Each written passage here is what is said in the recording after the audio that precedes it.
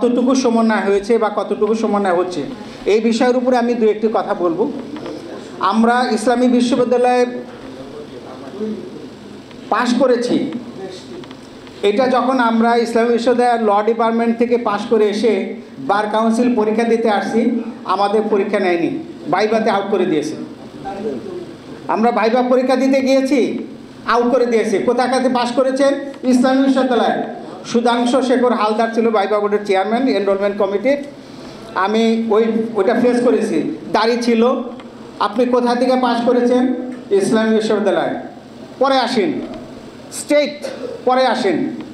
বাস 6 মাসের জন্য পিছিয়ে গেলাম, বৈষম্যের শিকার হয়েছি।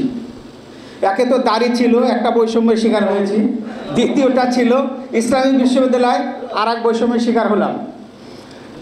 ঢুকলাম, এরপরে ইসলামী বিশ্ববিদ্যালয়ের ল পাশ করে এখানে বার কাউন্সিল পরের সেশনে পাশ করে আসলাম।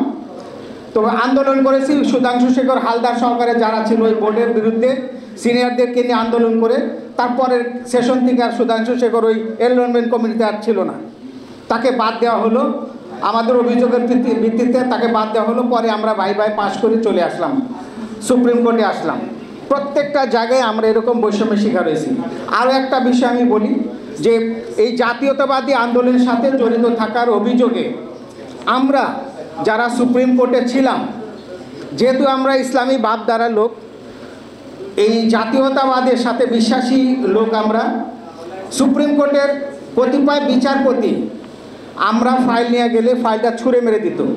সেটা বেশি দিন হয় নাই, এই 2 বছর আগেও, এই 5ই আগস্টের আগেও,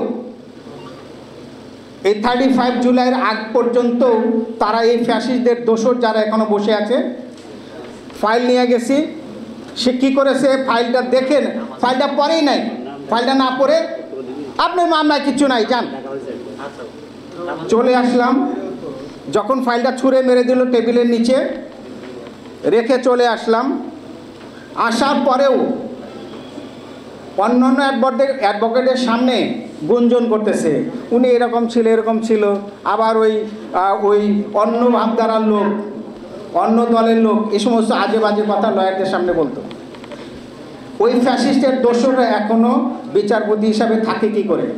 আমি আপনাদের মাধ্যমে আমি সরকারের কাছে জানাইতে চাই যে তাদেরকে অনতি বিলম্বে এদেরকে বিদায় করা জরুরি। তা না হলে আপনি এই ফ্যাসিস্টদের কারোর বিচার করা সম্ভব না। যারা যে ফ্যাসিস্টরা আজকে এই দেশটাকে কোন পর্যায়ে নিয়ে গেছে, শুধু বৈষম্যকে এক জায়গায় করেছে, প্রত্যেকটা জায়গায়। আমরা একটা এক্সাম্পল দিলাম যে আমরা কীভাবে বৈষম্যের শিকার হয়েছি। ইসলামী ভাবধারা ইসলামী বিশ্ববিদ্যালয়ে পড়েছি, জিয়াউর রহমানের প্রতিষ্ঠিত ইসলামী বিশ্ববিদ্যালয়ে পড়েছি, জিয়ার দল করেছি। এই জন্য আমাদেরকে এরকমভাবে প্রত্যেকটা জায়গায় আমাদেরকে এভাবে বৈষম্যের শিকার হতে হয়েছে। তা আমরা ইসলামী শিক্ষাকে সাধারণ শিক্ষার সাথে সমন্বয় করব। কিভাবে সমন্বয় করব সেই ব্যাপারে আমি একটা কথা বলি। সেটা হলো যে আমি ল যেটা আছে বাংলাদেশে প্রচলিত ল আছে, তার 80% ল ইসলামিক ল, কোরআনের বাইরে নয়। এই লগুলো ইসলামিক ল। এর যেমন আপনি হদ পানিশমেন্ট আছে। হদ পানিশমেন্ট বলতে যে যদি কাউকে খুন করে, খুনের বদলা খুন। এই খুনের বদলা খুন কিন্তু পেনাল কোডে আছে, পেনাল কোডেও খুনের বদলা খুন বলা আছে। এবং যারা এই কালপেবল হোমিসাইড করবে, যারা মার্ডার করবে, তাদেরকে হ্যাঙ্গিং করে ঝুলিয়ে তাদেরকে ফাঁসির ব্যবস্থা করা হবে। এটা কিন্তু ইসলামিক ল, ইসলামিক কোরআন থেকেই এটা কালেক্ট করা। এটা কিন্তু বাংলাদেশে এটা কী করা হয় না, এটা বাদ দেওয়া হয় না।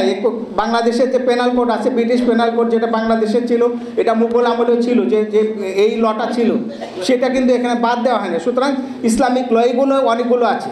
সম্পত্তি আইন পুরোটাই ইসলামিক ল। বাংলাদেশে যে ল্যান্ড ল চলছে, বর্তমানে ল্যান্ড ল 98% ল্যান্ড ল বাংলাদেশে যেটা প্রচলিত, এটা কোরআনিক ল।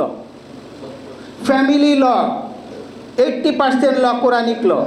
তা আপনারা সমন্বয় করবেন। এই যে লগুলো আপনি দেখেন, এগুলো ইসলামিক লর সাথে সমন্বিত আছে।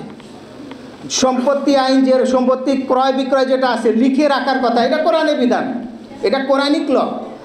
আল্লাহ কোরআনের ভিতরে কি বলে দিয়েছেন, যখন তোমরা লেনদেন করো সেটা লিখে রাখো, রেজিস্ট্রি করে সাক্ষী দিয়ে রাখো। এটা সাক্ষী করে রাখার জন্য বলেছে, রেজিস্ট্রি করার জন্য। এটা আমরা লিখিতভাবে নিচ্ছি, এখন একটা রেজিস্টারিং অথরিটি করা হয়েছে, এটা অতিরিক্ত করা হয়েছে, যেটা প্রয়োজন এটা দেশের জন্য করা হয়েছে, কিন্তু লিখে রাখার বিধানটি কোরআনিক ল। সুতরাং আমরা যে আইন পড়ি, আইনের আমি যেখানে দেখেছি, আমি স্টাডি করেছি ইসলামিক ল এবং বাংলাদেশে কারেন্ট ল যেগুলো আছে, এর সাথে আমি অনেক আইনে দেখেছি কোনোটা 80%, 70%, 50%, 20%, এটা কোরআনিক লর সাথে মিল রাখা হয়েছে বা মিলে যাচ্ছে বা আছে, সমন্বয় আছে।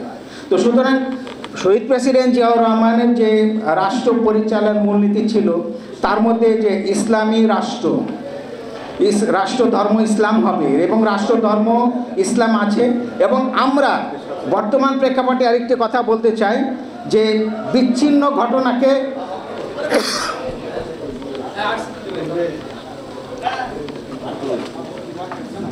আমরা বিচ্ছিন্ন ঘটনা যেখানে বর্তমানে যে পরিস্থিতিতে তৈরি হয়েছে, আমরা জানি যে ফ্যাসিস্টদের দোসর যারা আছে, তাদের এই দেশীয় দোসর যারা আছে, এই দোসররা তারা ভিতর থেকে নানা রকম উস্কানি, নানা রকম ষড়যন্ত্র করছে বিদেশি দোসরদের সাথে। সুতরাং এই বিষয়টাও সজাগ থাকতে হবে।